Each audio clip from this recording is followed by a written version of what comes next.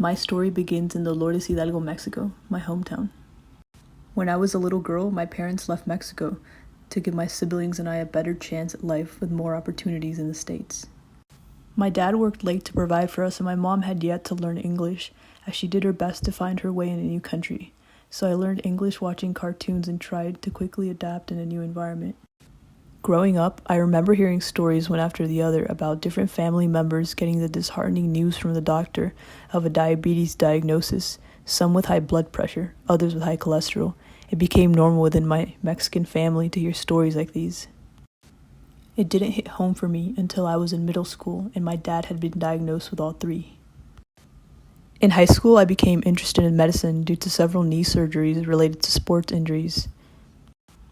And in my struggle, I started to become more aware of the struggles of those around me. In particular, I noticed that the women around me struggled a lot with nutrition and weight management and would voice their concerns to one another. Most advice that they would give each other was myths from friends or other family members, like don't eat carbs, no rice, no tortillas, and do loads of cardio, which without knowing sucked me into the same unrealistic yo-yo diets, but nobody ever had concrete advice or advice that was sensitive to our culture. My freshman year of college, I started to really struggle with my health. I didn't know how to properly nourish my body and felt uncomfortable in my own skin. My gut health was horrible, which showed on my skin.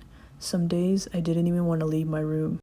I ran into countless vlogs on YouTube that said egg whites and protein shakes were the answer, enforcing what had already been preached to me by those around, but no one looked like me or ate the foods that I grew up eating.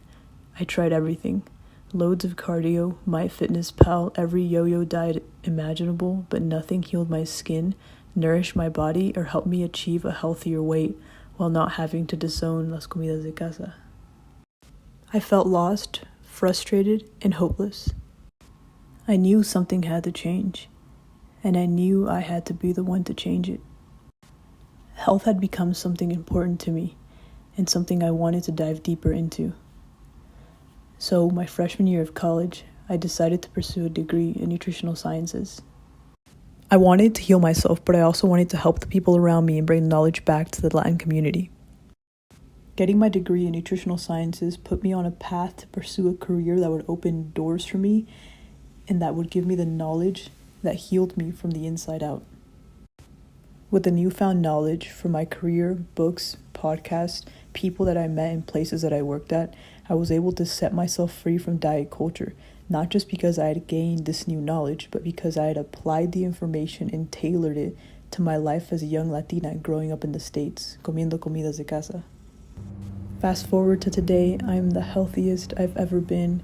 I'm strong, I feel confident in my body, and I healed my gut, which ultimately healed my skin, and it shows. While still being able to enjoy the foods I grew up on, las comidas de casa. I felt like I had the key, and I didn't want to keep it to myself. I wanted to help other Latinas just like me. I learned to recognize the things that had held me back in trying to attain my health goals, and I also started to recognize the root of why the women around me struggled so much with their health, and why my dad was so discouraged in trying to manage his diabetes. The answer? There was a lack of health and wellness information within the Latin community, but it wasn't that simple. There's a lack of culturally appropriate health and wellness information, specifically for Latinos. This lack of health information is one of the many reasons chronic disease like diabetes, high blood pressure, and high cholesterol plague and hold back the Latin community. Now I'm on a mission to bring all the information I've gained back to the Latin community, especially my Latinas, to help you all avoid the mistakes that I made along my health journey. Information that is culturally tailored and sensitive and that will make a difference, that will help you become the best version of yourself, but that will also help the people around you. That way we can build healthier Latin communities in generations to come without having to avoid las comidas de casa. If you watched until the end, thank you. Don't forget to subscribe to my channel and follow our community on TikTok.